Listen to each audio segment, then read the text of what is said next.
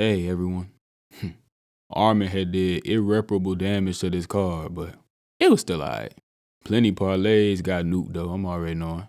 That aside, card was a little second ago, but I had to still come on here cause UFC 311 firmly established a couple all-time greats. First, Islam Makhachev done made it 15 in a row.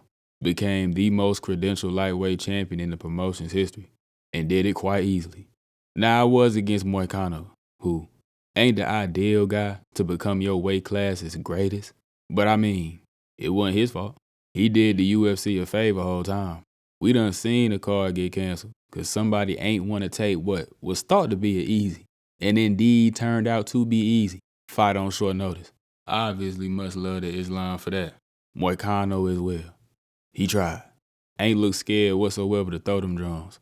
And when Islam decided to take it to the ground, which he did easily, Nato did well to get Islam up off of him. He just went back into him instead of getting away, and the fight ended immediately. Now, I don't know how hot of a topic it really is at this point, but Islam to go at 155. Not gonna lie, I kind of thought he was personally before 311 anyways, but, beating Armin would have firmly stamped it, but it is what it is. Who knows what's really next for the man? Dana already done said Armin ain't getting a shot off rip, which I ain't necessarily the biggest fan of, but I get it. And they are staying consistent because Charles ain't get it either off the pullout. So cool. And Islam done already said many a times that he kind of tired of rematches and fighting featherweights. Understandable as well. Dudes say he want to move up to middleweight, which is bonkers, but hey, let him.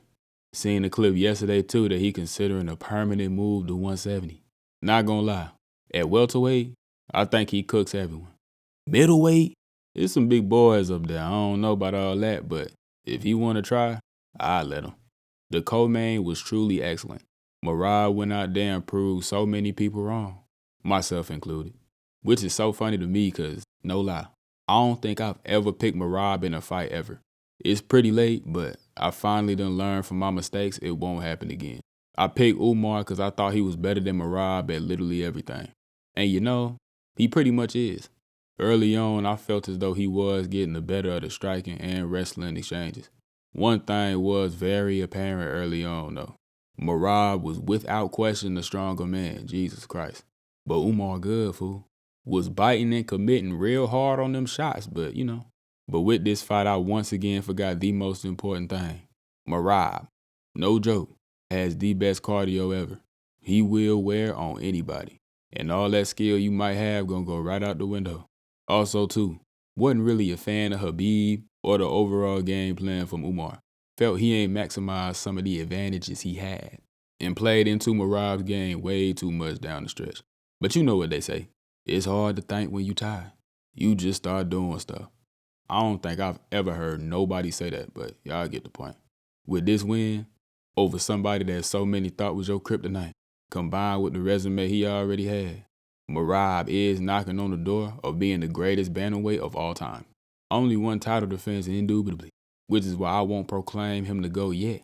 But boy, he ain't far from it. Yuri Prohaska looked fabulous against Jamal Hill. Great fight between the two. I had picked Yuri to win and I ain't know why.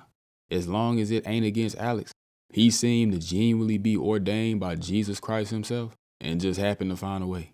But this time, Yuri actually did look improved, seeming to take a bit from his father. Hands still down to his knees, but the head movement was there. The speed on them pull counters was startling, and it was actually him taking advantage of, Jamal Hill truly do have some of the worst footwork I've ever seen. It's horrid. He's a serial overextender as well and got absolutely whacked for it repeatedly. Great win for Yuri. He creeping into that territory of, do you do the trilogy? Seen a Owen tour. Be granted it rather recently, so it ain't like it's unheard of. I don't think it happened though. At all, actually. Jalton Almeida violently laid hands on Sergey Spivak. He's one of the best heavyweights on the planet. I think he beat almost everybody. Kevin Holland still sucks, and is too small for middleweight. Not like we ain't been knowing that second part though. RDR went out there, put him on his back, shrugged off all his little submission attempts, and cinched in his own. Seen somebody call him Drickus 2.0, and I genuinely did laugh. Peyton Talbot is a terrorist. He went out there and provided what I believe to be a marvelous example of an actual fraud check. I'm sure so many people threw him on their parlays as a gimme, just for they slips to be decimated before 10 p.m. Eastern Standard Time, that is.